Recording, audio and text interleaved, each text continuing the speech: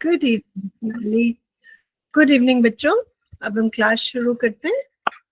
आज हम पोम पढ़ेंगे कोरोमंडल फिशर्स। ठीक है, इसकी जो कवयित्री हैं, जो पोएट हैं, उनका नाम है सरोजनी नायडू। पहले देख लेते हैं सरोजनी नायडू कौन है।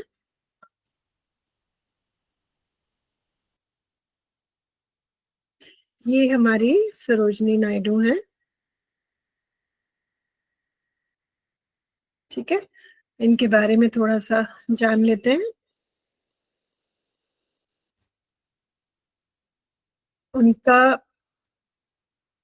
वो हमारे फ्रीडम, जो हमारी आजादी के लिए लड़ाई थी, उसमें उनका बहुत बड़ा रोल था। उन्होंने भी हिस्सा लिया था और बाद में वो एक मिनिस्टर भी बनी थी। उनके बारे में थोड़ा सा हम सुन लेते हैं बेटा।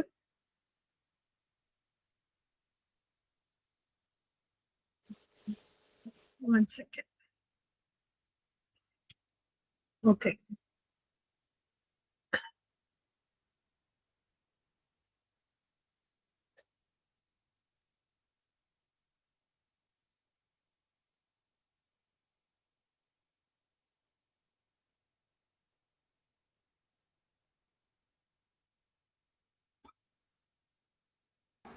मैम बोल रहे थे ना कि बीच में अगर कुछ भी यहाँ पे इश्यू आती है ना, मैं मीटिंग एग्जिट कर रही हूँ, तो आप मेरे को डायरेक्टली पर कनेक्ट कर दीजिए और आप लास्ट रिकॉर्डिंग ऑफ कर दीजिएगा मैम। Sorry ma'am. बोल रही हूँ ना कि मुझे कुछ अदर वर्क्स है, तो मुझे मीटिंग ज्वाइन करनी है, तो मैं यहाँ पे एग्जिट कर रही हूँ। अगर कुछ भी प्रॉब्लम होता है ना, तो आप डायरेक्टली मेरे को कॉल कर लीजिएगा। ठीक है, और आप ठीक है, रिकॉर्डिंग ऑफ कर दीजिएगा मैम। ठीक है, ठीक है। Okay okay okay, thank you. Thank you Anu. Okay, तो इसको हम थोड़ा सा समझ लेते हैं। ये जो सरोजनी नायडू हैं,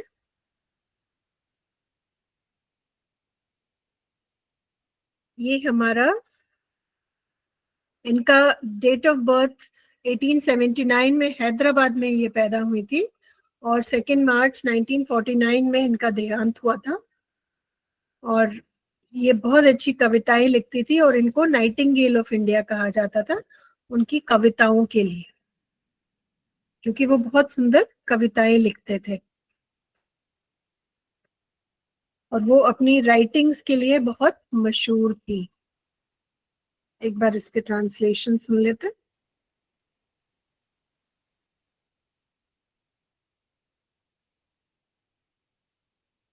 मैम सरोजिनी नायडू भारत के पहले महिला राज्यपाल भी थे।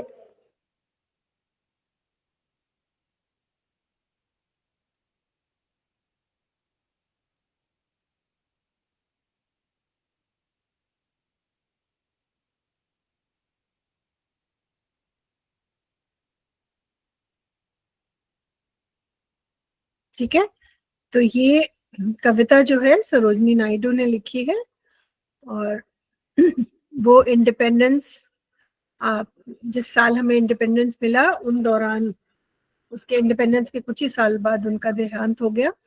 और बहुत ही फेमस, वो उनकी कविताएं बहुत ही फेमस हैं। अच्छा, कविता पढ़ने से पहले हम थोड़ा इन क्वेश्चंस का आंसर देख लेते हैं। हम we will answer in complete sentences. हम पूरे सेंटेंस में अपना आंसर लिखने की चैट में कोशिश करेंगे। ठीक है। What time do you get up in the morning? तो आप क्या लिखेंगे? I get up in the morning at, I get up in the morning, good evening Ganesh. अब एक्सरसाइज करते हैं बेटा। I get up in the morning at 6 AM। मैं 6 बजे उठती हूँ तो मैं 6 AM लिख रही हूँ। आप अपना उस हिसाब से लिखिए। I get up in the morning at 5:30 के साथ AM PM लगाइए, ये सुबह के लिए है तो वी मस्ट राइट AM। ठीक है, और फुल स्टॉप लगाना नहीं भूलेंगे। ठीक है वेदिका, कंप्लीट सेंटेंस बेटे. अच्छा, complete sentence. Very good, Lavanya. I get up in the morning at 6 a.m. Ragini, I get up in the morning at 5:30 a.m. Okay. I get up in the morning at 5 a.m. Aditi. I get up in the morning at 5:30 Sonali. I get up in the morning, Tejas, in the morning at 6:30 a.m. Very good. I get up in the morning at 5:30 a.m. Bilkul theek Ragini. Vedika, I get up in the morning at 5 a.m. Up or at up se miss ho gaya. Darshan, I get up in the morning at 7:30 a.m. Full stop. I get up, Prerna, up miss ho gaya. In the morning at 6 a.m. Aditi, I get up miss ho gaya beta. I get up in the morning, Prabhakar, at 7 a.m. At miss ho gaya.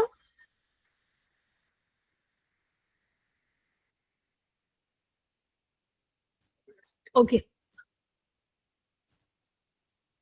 Anjali, I get up in the morning at 6 a.m. Anushka, I get up in the morning at 6 a.m. Bilkul sahi. Tejas, I get up in the morning at 6:30 a.m. Bilkul sahi. Avinash, I get up in the morning at 4:30 a.m. Bilkul sahi. I get up in the morning at 6 a.m. बहुत अच्छे, very good. शाबाश. अब हम next करते हैं. What time do you go to bed? So, I'll write the first answer. I go to bed at 10 p.m. I go to bed at 10 p.m.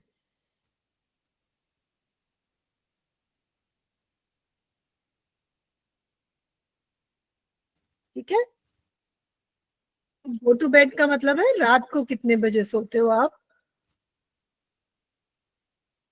I go to bed at 10 p.m. Vedika. Ragini, I go to bed at 10:30 p.m. Tejas, I go to bed at 11:30 p.m. Aditi, I go to bed at 11:15 p.m. Tejas, AM PM beta. I go to bed at 11:30 PM लिखना जरूरी है ना. I go to bed at 11 p.m. Virendra Singh. Very good. बहुत अच्छे. Okay. Now next question. Akshara, I go to bed at 10:15 p.m. ठीक है. Prerna, I go to bed at 10:15 p.m. Darshan, I go to bed at 9:30 p.m. Tejas, I go to bed at 11:30 p.m. सिर्फ दर्शन time से होता है. We should not sleep very late. It's very important to get sleep ताकि सुबह you are rested. अच्छा, अब next पे आते हैं. Where do you spend your holidays? आप अपनी छुट्टियां कहाँ बिताते हैं? आप अपने हिसाब से लिख सकते हैं. मैं अपना लिख रही हूँ. I spend my holidays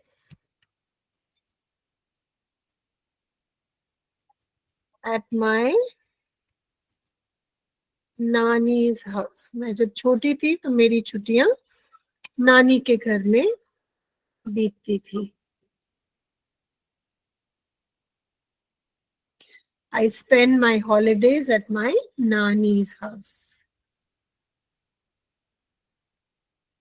किधर ही नहीं तो आप लिख सकते हो I stay at home during holidays.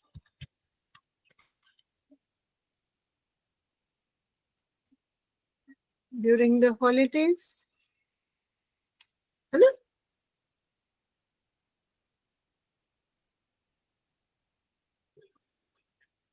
I stay at home during the holidays. अगर कहीं नहीं जाते, अगर कहीं जाते हो, बुआ के यहाँ जाते हो, नानी के यहाँ जाते हो, मामी के यहाँ जाते हो, मासी के यहाँ जाते हो, चाचा जी के यहाँ जाते हो, तो वो आप लिख सकते हो. तो aunty's house, friends apostrophe S आएगा बेटा, Prerna Vedika, aunty's house, friends house, mama ji's house, ठीक है, aunty's house, mama ji's house, aunty की स्पेलिंग देखो Vedika, okay, friends house, friend apostrophe S, ठीक है, okay, summer holidays at my nanny's house, Tejas. I spend my summer holidays at my nanny's house, Nani apostrophe S. ठीक है, I spend my holidays at my sister's house, बिल्कुल सही. I spend my holidays at my house, बिल्कुल सही. क्यों जाना है कहीं, अपने घर रहना भी अच्छा लगता है. Okay, mama's house. I spend my holidays at my dad's house. Okay. नीचे कॉमा गलती से लग गया बेटा, dad's house. I spend my holidays at my mama जी's house. ठीक है दर्शन, I capital,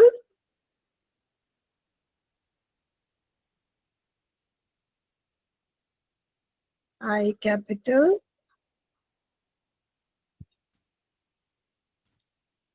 I spend my holidays at my mama जी's house.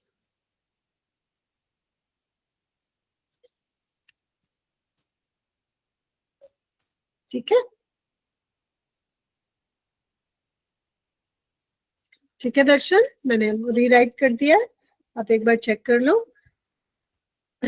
Bhavika, I spend my holidays at my sister's house, apostrophe S. दादी house का दादीज house, दादी apostrophe S. Okay, चलो शाबाश. What adventures do you like? हाँ, ये बहुत इंटरेस्टिंग क्वेश्चन है. After you finish your education, would you like to live close to nature? जब आपकी पढ़ाई खत्म हो जाएगी, आप कहीं ऐसी जगह रहना चाहेंगे जहाँ पे नेचर होगा, पेड़ पौधे, हवा, समुद्र, पहाड़, आप शहर में रहना चाहेंगे?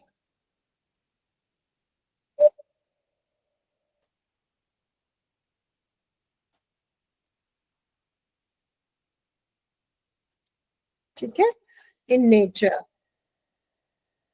Very good.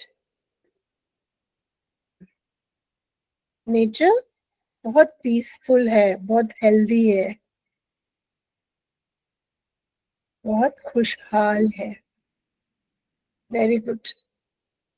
चलो अब आगे चलते हैं बेटा, ये बहुत इंटरेस्टिंग है, एक्सपैंडिंग होराइजन्स. इसमें हमें देखते हैं हमें कितने शब्द आते हैं एक चीज के बारे में लिखने में, कितनी हमारी वोकैबुलरी है. Write as many words as you can related to the following. You should have at least 20 words each. तो आप किसी चीज की हेल्प ले सकते हैं, डिक्शनरी की, बुक की, लेकिन इन सब से लेकर आपको 20 शब्द लिखने हैं जो एक सी से रिलेटेड हो. सो सी से रिलेटेड कौन से वर्ड्स होते हैं? Beach, beach, fish, island, boat, fisherman, ship. जितने भी आपको शब्द आते हैं सी से रिलेटेड, वो आप लिखिए. कोशिश करो एक साथ लिखो, एक एक करके लिखोगे तो मुझे समझ नहीं आएगा. लैंड सिंगल एल आएगा गणेश.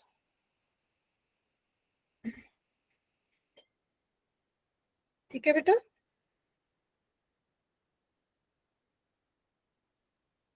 वेदिका, सी एनिमल्स, वेव्स, वाटर, फिश, सी प्लांट, सीगल, स्टॉर्म, बिल्कुल सही। गणेश, बीच, फिश, बिल्कुल सही।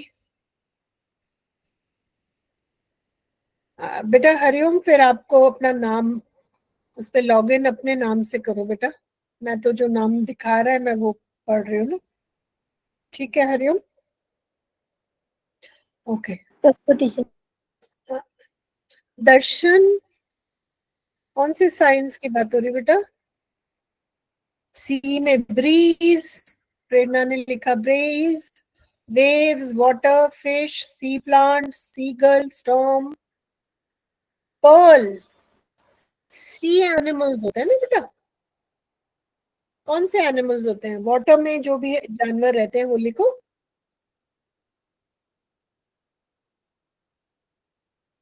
Water, fish, land, ocean waves, marine life, coast, salt water, बिल्कुल सही। Fish, dolphin, whale, seaweed, current, tide, waves, trees, seaweeds, shark, beaches. Very good, बहुत अच्छे। अब हम चलते हैं नेक्स्ट वर्ड पे। Okay, ship, boat, tourism, storm, waves. All right, so we'll stop now and we'll move on to wind. ठीक है? हवा, आंधी, तूफान, wind. All the words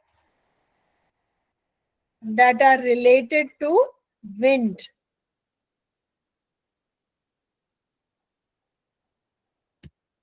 Wind से related words. Breeze, gale.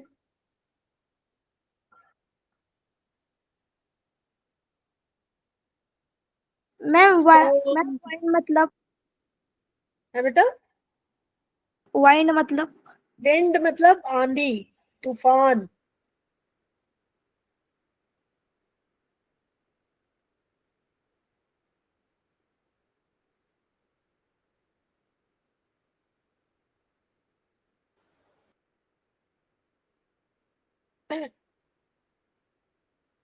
चक्री बादल। ओके, उसको कहते हैं, चक्री बादल को कहते हैं साइक्लोन। गैसेस ऑक्सीजन एयर में होते हैं बेटा। आंधी, तूफान, धूल, मिट्टी, breeze, cyclone, storm,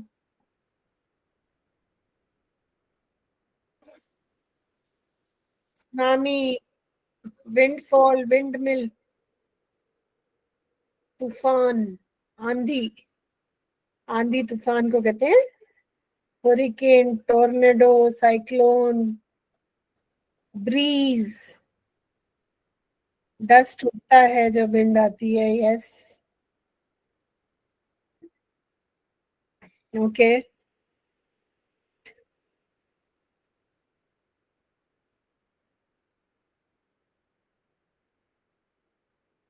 all right, cyclone.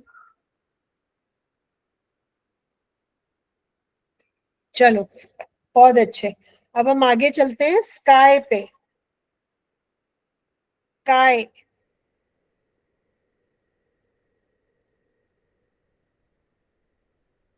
आसमान, स्काई,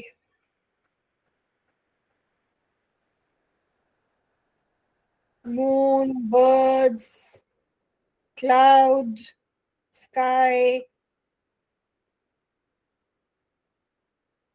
cloud,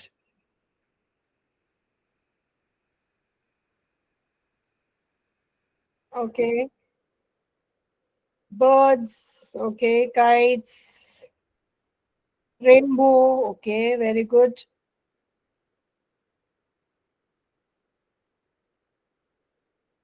Kites, पक्षी, आकाश, पक्षी माने birds, आकाश माने sky, Okay, the sun, stars, moon, rainbow, atmosphere, astronomy, sky. अच्छा,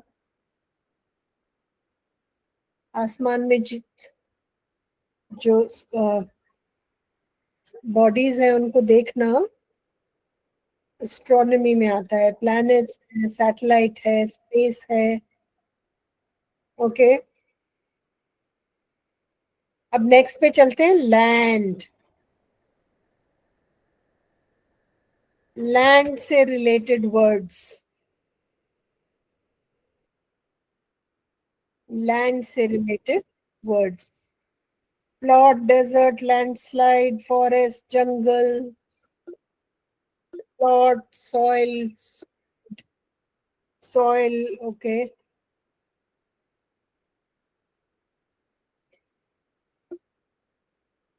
reason, forest, mountain, village, city, garden, valleys.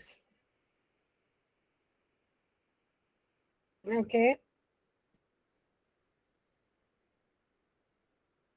forest, soil, mountain, continent, agriculture, landlord.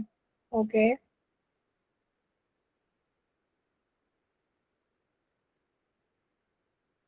very good.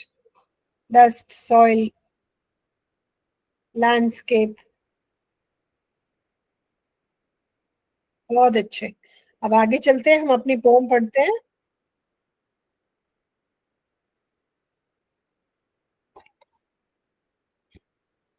Rice brothers, Coromandel fishers. Ma'am ये Coromandel Fisher मतलब? जो fisherman है कोरोमंडल के, उनके लिए उनका ये गाना है कि चलो चलते हैं, सी में चलते हैं और मछलियां पकड़ते हैं। क्योंकि मछलियों से ही उनके घर में खाना आता है, उनका मीन्स ऑफ लाइवलीहुड है, उनके खाने कमाने का जो एक जरिया है वो मछली पकड़ना ही है। तो उनके लिए ये एक बहुत ही एक धार्मिक किस्म की प्रथा है। कहते हैं rise brothers rise, the wakening skies pray to the morning light. उठो भाइयों उठो और सुबह सुबह भगवान का नाम लो कि सूरज उग चुका है, दिन निकल चुका है। The wind lies asleep in the arms of the dawn like a child that has cried all night. सारी रात जो आंधी तूफान चले थे, अब वो सुबह सुबह शांत हो चुके हैं। कैसे शांत हो चुके हैं? जैसे एक बच्चा सारी रात रोता है और सुबह वो थक के सो जाता है। Come, let us gather our nests from the shore and set our catamarans free. Catamaran होती है बोट। कैटामरन जो लकड़ी की बोट होती है जिससे मछुआरे मछली पकड़ने जाते हैं, उसको कैटामरन कहते हैं। ये तरह तरह के, ये बड़ी हैं शिप्स, वो छोटी सी शिप होती है, स्मॉल, ऐसे। ठीक है, वो बहुत बड़ी फिश नहीं होती है। मछुआरे उनके पास एक छोटी छोटी अपनी लकड़ी की बोट्स होती हैं जिससे वो मछलियां पकड़ने जाते हैं। ठीक है,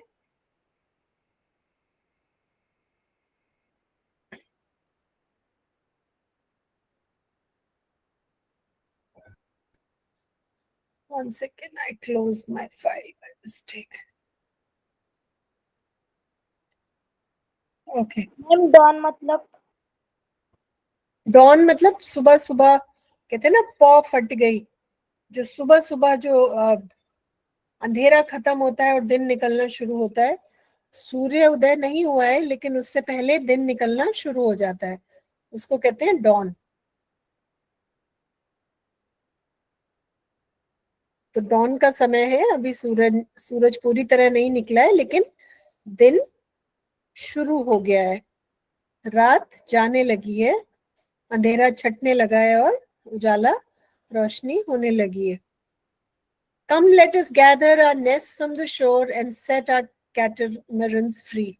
रात को बांध देते हैं ना उनको, अपनी बोट्स को, अपनी नाव को बांध देते हैं रात को, कहते हैं अब उनको खुला छोड़ते हैं और चल के कुछ मछलियां पकड़ते हैं.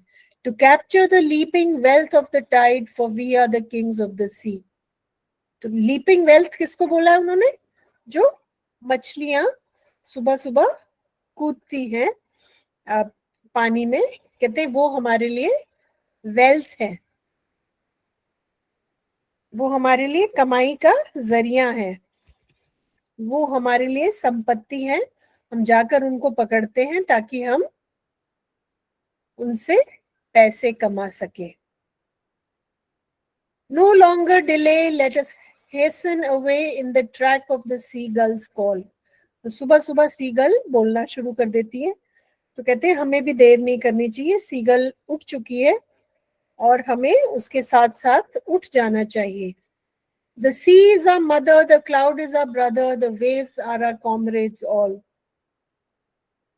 सी हमारी मदर कैसे है? क्योंकि वो हमें खाने को देती है.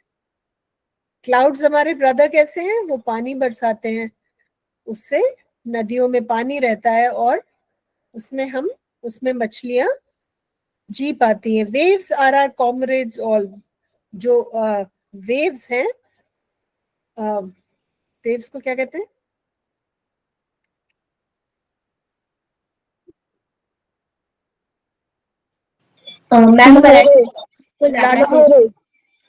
लहरे. लहरें. तो लहरें हमारी दोस्त हैं. दोस्त क्यों है? क्योंकि उन लहरों की वजह से हमारी जो बोट है वो आगे चलती है. What do we toss at the fall of the sun where the hands of the sea god drives? He who holds the storm by the hair will hide in his breast our lives. कहते भगवान ने जो तूफान है उसको बालों से पकड़ा हुआ है, और वो हमें, अगर आंधी तूफान आएंगे तो वो हमें अपने सीने में छुपा लेंगे. Sweet is the shade of the coconut glade and the scent of the mango grove. कहते हैं जो नारियल के पेड़ हैं उसमें, उसकी छाया में एक अलग ही खुशी है, एक अलग ही मिठास है, और आम के पेड़ के नीचे एक अलग ही खुशबू है. And sweet are the sands at the full of the moon with the sound of the voices we love. कहते हैं और रात को जब ये मून चमकता है तो हमें किसकी आवाजें सुनती हैं? उस समय हमारे घर वाले वापस आ जाते हैं और हमें उनकी आवाजें सुनकर हमारे दिल में खुशी की लहर दौड़ जाती है.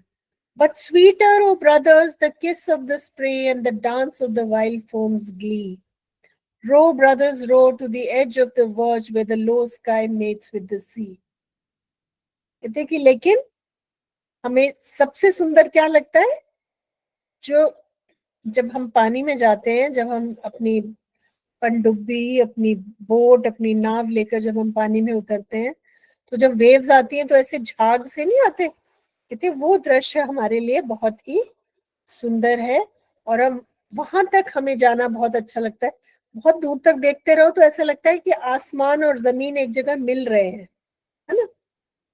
तो कहते हम अपनी बोट, अपनी नाव वहां तक लेके जाएंगे जहां आसमान और जमीन मिल रहे हैं. फॉर्म में मत मैम में. हाँ बेटा. फॉर्म मीन्स कहाँ है FOAM. ये? रो मतलब चलाना, बोट चलाना. वाइल्ड फोम आपको एक बार मैं दिखा देती हूँ.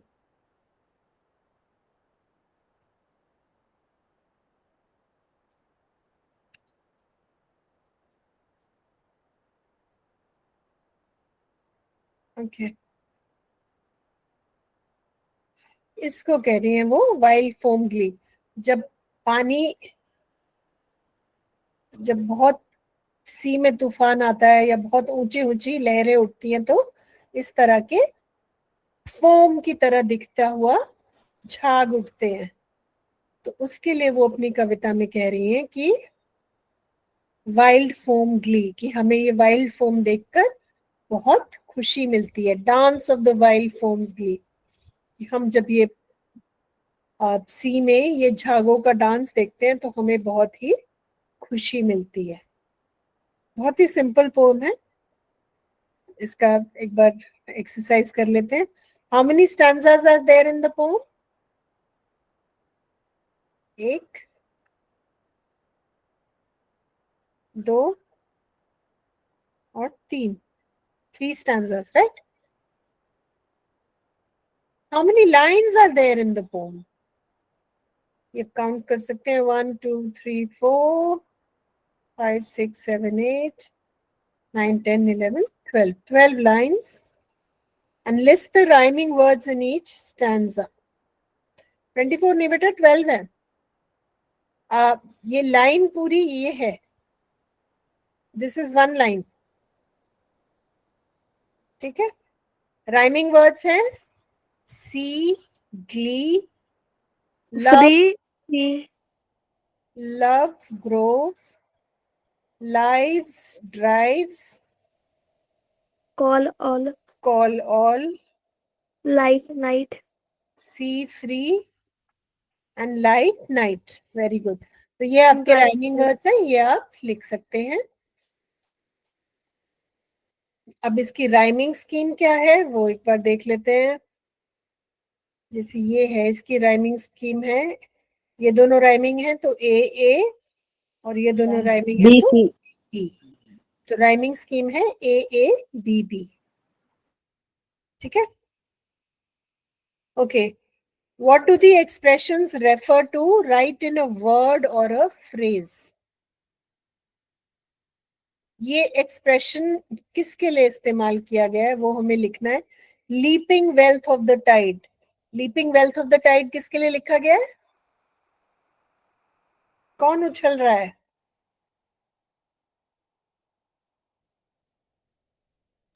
लहरे, कौन सी संपत्ति हो रही है?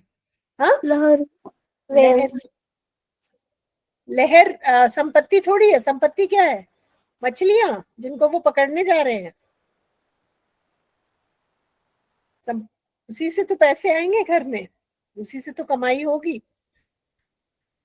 तो संपत्ति मछलियों को बोला जा रहा है। लीपिंग क्यों? क्योंकि वो उछल रही हैं सुबह सुबह पानी में।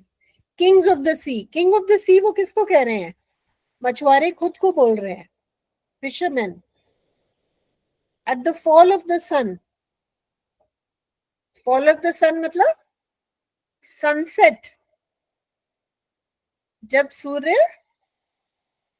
डूबने लगा है ना, उसको कह रहे हैं sunset. At the fall of the sun. The edge of the verge. Edge of the verge वो कह रहे हैं होराइजन को, जहां पे लगता है कि आसमान और धरती मिल रहे हैं।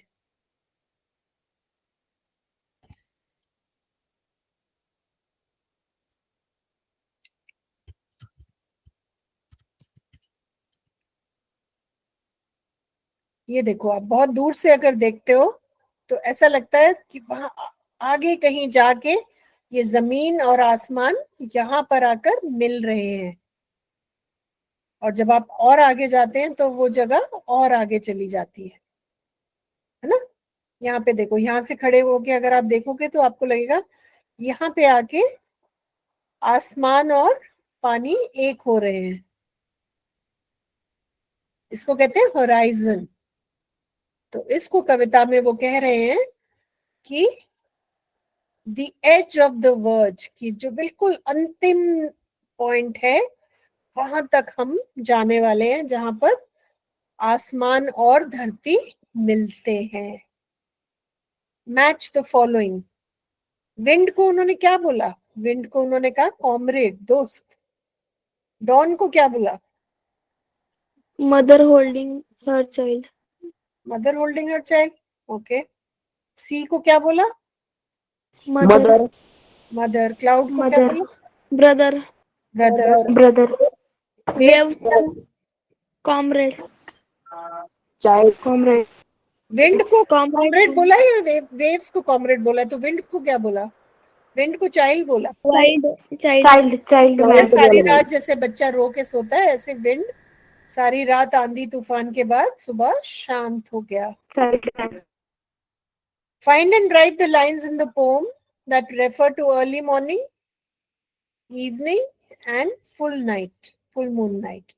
तो कविता में जो अर्ली मॉर्निंग के लिए जो इस्तेमाल की गई है लाइंस, वो है The wakening skies pray to the morning light. और रात के लिए क्या इस्तेमाल किया गया है?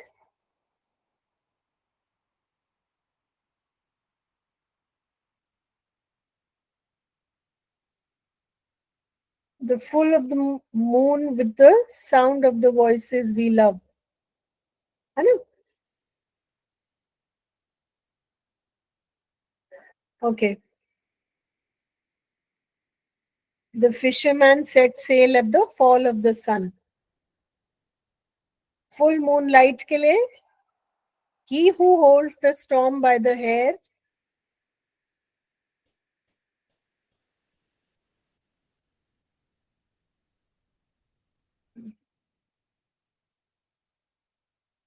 ये उन्होंने बोला है फुल मून नाइट के लिए।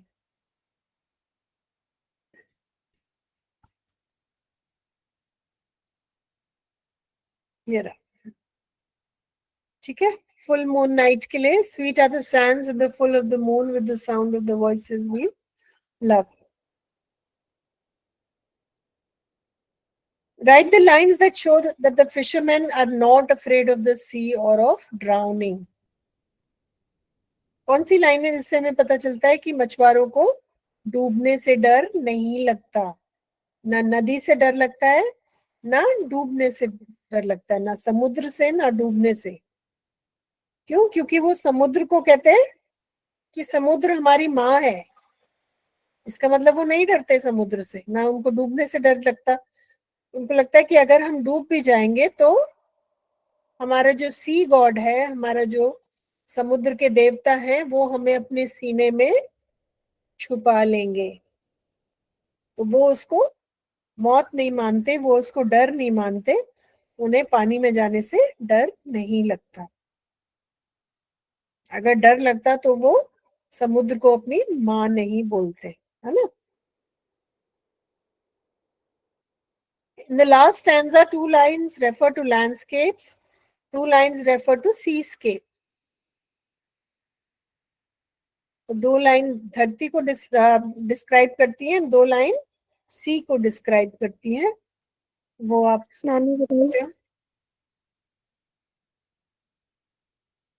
ठीक है? Yes ma'am. ओके। तो आप इंटरनेट से पिक्चर्स देख सकते हैं, इन दोनों को, लैंडस्केप और सीस्केप को। इनके एग्जाम्पल्स आप देख सकते हैं, आपको समझ में आ जाएगा क्या डिस्क्राइब्ड है, ठीक है? And you can write your favourite lines from this pome. इसको ट्रांसलेट कर सकते हो आप अपनी मातृभाषा में, ठीक है? Okay ma'am. आज क्लास हम यहीं समाप्त करते हैं। ये क्लास के बाद ये रिसोर्स आपके साथ शेयर हो जाएगा बेटा, इसको रिवीजन के लिए जरूर यूज करिएगा, ठीक है मैम बेटा? अभी तक टाइम ही नहीं हुआ। मैम HW क्या है? HW है इसके क्वेश्चंस बेटा। क्वेश्चंस रुको बताती हूँ। क्वेश्चन 3, 4, 5 and 6, 3, 4, 5, 6 आपके होमवर्क है, ठीक है? Okay teacher. Okay ma'am, thank. All right बेटे, bye dear, good night. Bye teacher, thank you, good night. Good night.